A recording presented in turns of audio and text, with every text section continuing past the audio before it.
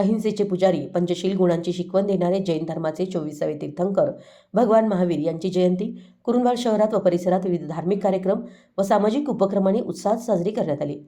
यावेळी काढण्यात आलेल्या शोभायात्रेनं शहरवासियांचे लक्ष वेधलं। कुरुंदवाड येथील नगर परिषद, विविध संस्था तसेच शाळा महाविद्यालयात महावीर जयंती साजरी करण्यात आली।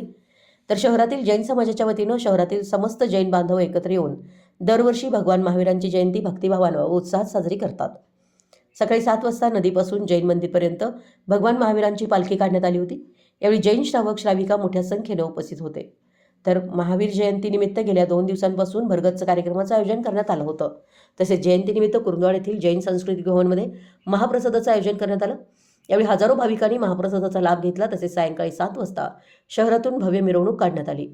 मिरवणुकीत सजावट करण्यात आलेला आकर्षक रथ, घोडे, बँड पथकाचा आदी सवाद्यांचा सहभाग होता। जैन श्रावक श्राविका, अबालवृद्ध पारंपरिक वेशात सहभागी झाले होते। ही मिरवणूक जैन मंदिरापासून दौलतशाह दर्गा, जुने बसस्थानक, ईगल चौक, सन्मित्र चौक, आंबेडकर चौक, मारुती चौक आदी भागातून फिरून जैन मंदिर नजीक विसर्जित झाली।